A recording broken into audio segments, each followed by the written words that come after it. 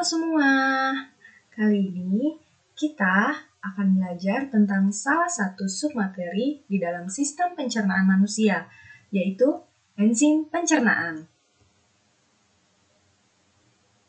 Tujuan pembelajaran kali ini agar kalian bisa memahami fungsi enzim yang membantu proses pencernaan makanan menjadi bentuk yang sederhana, mendeskripsikan enzim-enzim yang dihasilkan oleh organ pencernaan, dan menjelaskan proses pencernaan bahan makanan menggunakan enzim pencernaan.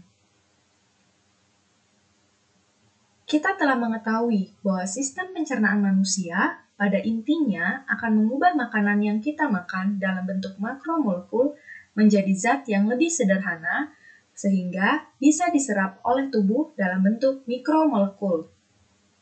Nah, untuk menjadi seperti itu, maka proses pencernaan dibagi menjadi dua, yaitu pencernaan secara mekanik yang berfungsi untuk memecah makanan berukuran besar menjadi ukuran kecil dengan bantuan alat pencernaan, contohnya gigi dan lambung. Kemudian, pencernaan secara kimiawi yang berfungsi untuk memecah makanan struktur kompleks menjadi struktur sederhana dengan menggunakan enzim. Nah, seperti yang sudah disampaikan, kita harus tahu dulu ya, apa sih enzim itu? Jadi, enzim itu merupakan senyawa kimia yang mempercepat reaksi. Nah, ini nih kata kuncinya. Contohnya begini. Ada suatu zat A, makromolekul, yang akan diubah menjadi zat B, yaitu mikromolekul. Tanpa adanya enzim yang mengubahnya ini akan membutuhkan waktu yang sangat lama. Tapi dengan adanya enzim nanti, maka waktu pengubahan yang dibutuhkan akan menjadi lebih cepat. Dan yang perlu diketahui, enzim juga akan terbentuk kembali setelah reaksi. Nah, setiap hari kita makan berbagai jenis makanan.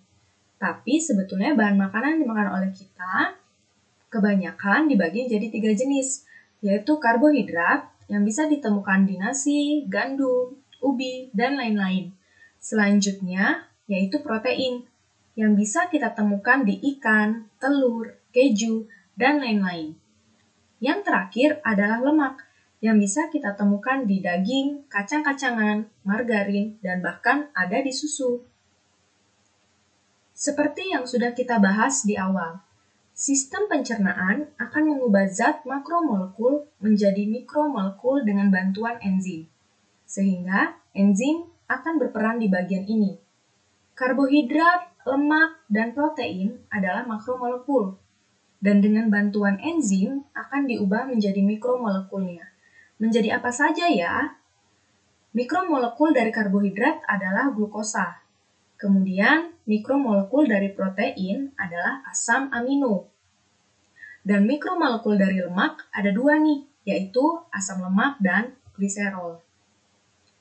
Nah, sebelum kita mempelajari tentang proses pencernaan makanan dengan enzim, yuk kita pelajari dulu di organ pencernaan mana saja sih enzim-enzim dihasilkan. Organ pertama adalah mulut. Di mulut, terdapat kelenjar ludah yang nantinya akan menghasilkan suatu enzim, yaitu enzim amilase atau tialin. Fungsi dari enzim ini untuk memecah amilum menjadi maltosa dan sedikit glukosa. Organ berikutnya adalah lambung.